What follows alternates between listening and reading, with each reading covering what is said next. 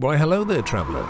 Just like you, we've had Machu Picchu on our minds. You know, that mysterious little city in the clouds, the one over 1 million people from around the world visit every year?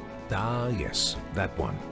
Well, we've got some good news and some bad news. The good news? There are countless ways to hike to Machu Picchu. The bad news? There are countless ways to hike to Machu Picchu. And so it's time to answer the age-old question. Should you hike the Inca Trail or the Salkantay trek to Machu Picchu? Let's start with the basics. The renowned Inca Trail has several typical durations to choose from, but most will opt for the classic 4-day trek, which will allow you to bask in nature while also passing by impressive Inca ruins like Runkuraqay. In total, you'll be covering 45 kilometers over 4 days and 3 nights, walking anywhere from 6 to 9 hours per day until the 4th and final day, in which you will only walk about 2 hours before finally reaching Machu Picchu. On the other hand, you have the Salkantay trek, which you can use to reach Machu Picchu over a 5-day period. You'll begin in the foothills of Marcocasa and end at the train station in Hidroelectrica. Keep in mind that if you're taking the Salkantay trek, you should expect a more strenuous climb thanks to the rougher terrain and steeper ascents and descents. In total, you'll be hiking roughly 74 kilometers, nearly 30 kilometers more than the Inca Trail. In other words, this one is not for the faint of heart. Of course, each trail offers its own unique challenges and rewards. For the Inca Trail, it's day 2 when you reach Dead Woman's Pass. At 4,215 meters, it's the highest point of the trail and by far the most grueling to reach.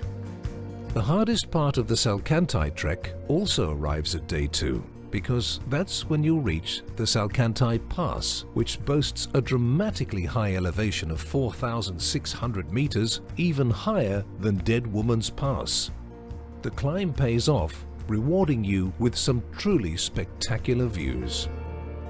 If you value your alone time, consider the Salkantay trek over the Inca Trail. The latter is trekked so frequently that the Peruvian government has taken 2 steps to remedy overcrowding. They only release 500 permits per day to would-be hikers, and they close access to the trail every February in order to complete conservation work. This is very different from the Salkantay trek, where fewer crowds means there's no need for the government to regulate the traffic that causes the daily limits on the Inca Trail. The Salkantay trek is also famous for its impressive scenery, with better chances of spotting deer, chinchillas, and spectacled bears thanks to the lower foot traffic.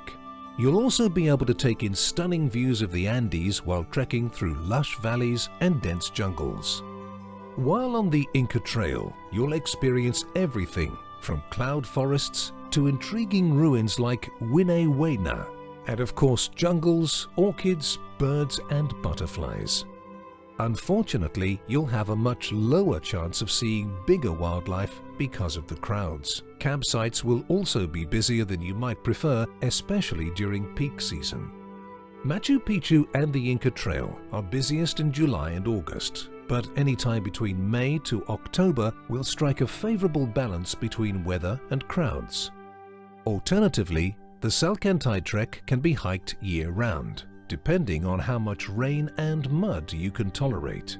The ideal time to go is more or less the same as the Inca Trail season, but late April or early October are great times for trekking to avoid the rain and trail congestion. And finally, to keep things simple, you can use an identical packing list for either trekking route. The most important thing to remember is to pack as lightly as possible, prioritizing rainproof gear. You can download our free detailed packing list in the description below. Once you know what you'll need to conquer this adventure, you can decide exactly which direction to head in. Will it be the Inca Trail or Salkantay trek calling your name?